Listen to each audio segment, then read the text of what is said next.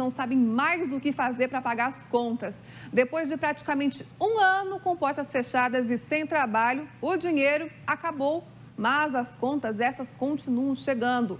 Hoje, um protesto em Curitiba e região metropolitana pediu a retomada das atividades, mas sem deixar o cuidado com a saúde de lado.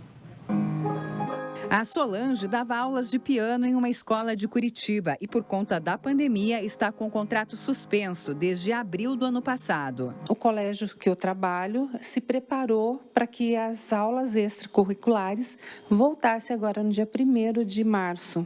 E aí, a gente já conhece a história, né? Janeiro, fevereiro, sem 1 centavo de salário. Com a queda no orçamento, há boletos que a professora deixou de pagar. Precisou ainda fazer empréstimos e contar com a ajuda de amigos e familiares. Empréstimo para pagar o aluguel do apartamento que eu moro. Meu condomínio de fevereiro está sem pagar. Vou pagar quando eu estiver trabalhando, né? Então, a gente precisa voltar a trabalhar. E esta é a situação enfrentada por muitos profissionais autônomos, comerciantes e empresários. O grupo veio para a rua para protestar contra as medidas adotadas pelo governo do estado.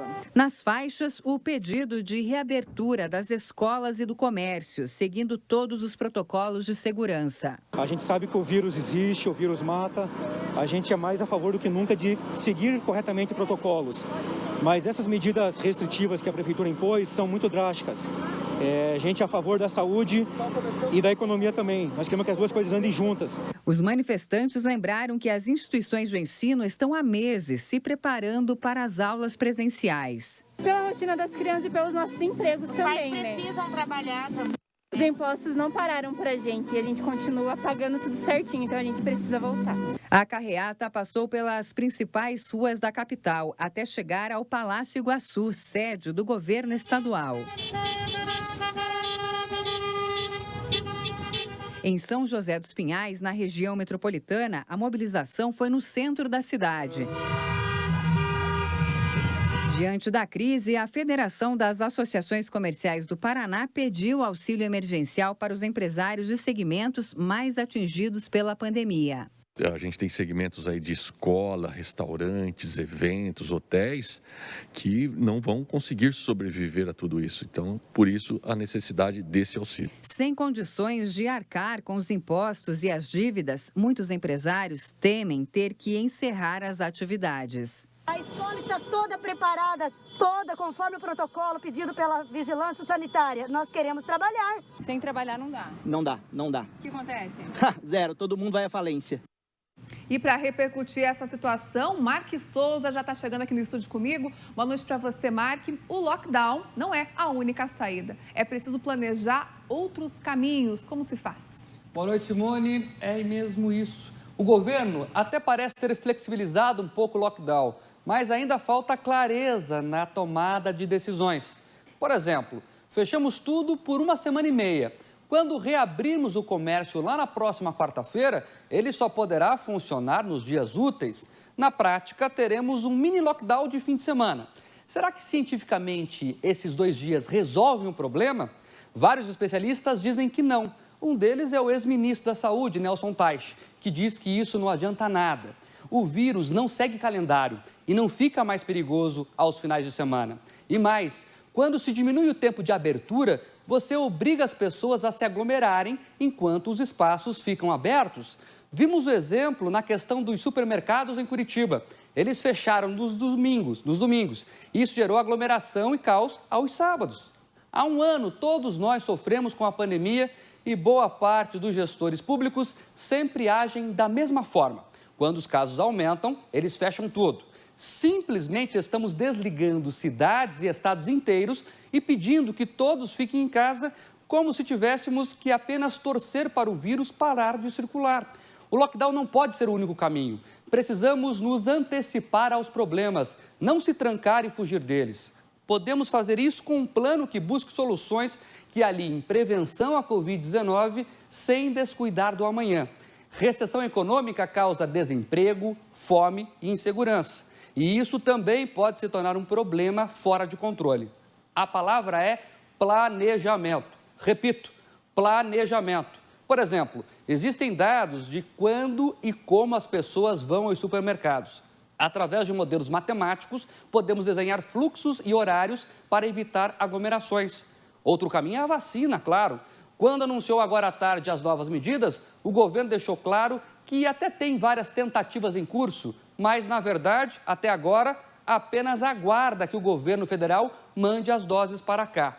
É por isso que as entidades da sociedade civil também precisam se unir na criação de uma força-tarefa na busca de soluções. Também é dever do setor produtivo pensar em saídas. A indústria, o comércio, o setor educacional e todos os outros precisam contribuir nessa estratégia de unir os cuidados com a saúde e a economia funcionando. Nós conversamos com algumas entidades que estão cobrando a vacinação, que ela tem que se acelerar. Olha só. Há 12 meses estamos tentando conter a pandemia de uma forma desorganizada, cada um à sua maneira. E os resultados estão aí. Todos estão vendo o caos na saúde pública. Não vemos outra saída senão através da vacinação maciça e urgente da população. Quanto mais pessoas estiverem vacinadas e imunizadas, a velocidade de contaminação ela é reduzida. E com isso eu tenho uma garantia maior de continuidade das nossas atividades industriais. Pelo tamanho da nossa população industrial, isso impacta muito na nossa economia. Então, por isso, a importância monstruosa, podemos dizer assim, dessa vacinação em massa para a continuidade das nossas atividades industriais. Nós entendemos que ou fecha tudo e manter um lockdown real, porque parcial, pseudo-lockdown não vai resolver em nada. Mas com cuidado, com distanciamento, todos os protocolos de saúde, nós podemos tocar a vida e a economia juntos. E nós precisamos ter estratégias bem definidas caso as vacinas não cheguem, por exemplo. O mundo todo tem falta delas. Temos que sempre ter um plano B. Como será a saída disso tudo? E se o vírus não ceder? E se novas mutações aparecerem? Como será a retomada da vida normal depois disso tudo? Os estudantes estão há 1 ano longe das escolas. Como recuperar esse tempo perdido? Precisamos ter planejamento para cada um desses cenários em curto, médio e longo prazo. Toda a sociedade precisa saber exatamente o que fazer. É dever de todos planejar o futuro. Precisamos nos unir em um esforço coletivo e democrático para acertarmos a direção. Tudo isso vai passar, mas precisamos saber com clareza como vamos chegar ao final desta batalha. E o caminho é um só: planejamento. Com planejamento e conscientização individual, usando a máscara, passando álcool em gel e evitando as aglomerações, talvez consigamos não desligar mais totalmente a economia. E isso vai fazer com que todo esse sofrimento com a pandemia possa ser um pouquinho menor, Simone. Mike, agora há pouco, o Eduardo Escola trouxe para a gente a informação de que o governo também decretou medidas de apoio aos comerciantes aqui do estado, que muitos estão à beira da falência. Essas medidas, na prática, devem ser suficientes para que esses empresários ganhem um tempo e um tempo para se recuperarem? Simone, esperamos que sim. Os valores anunciados são bons. O problema é a burocracia para os comerciantes, para quem está sofrendo, ter acesso a essas linhas de crédito. Eles reclamam até agora que não conseguem acesso ao dinheiro porque a burocracia é muito grande. Então, não basta só liberar, anunciar o valor. Tem que acertar como, de fato, as pessoas vão ter acesso a esse dinheiro para não fecharem as portas, para não demitirem, né, Simone? E, principalmente, para que a gente possa continuar com a economia andando. Para que não seja um apoio financeiro só na teoria, né, Mark? É preciso que ele exista na prática também. O dinheiro tem que circular de verdade. Obrigada pela análise. Até segunda. Até segunda.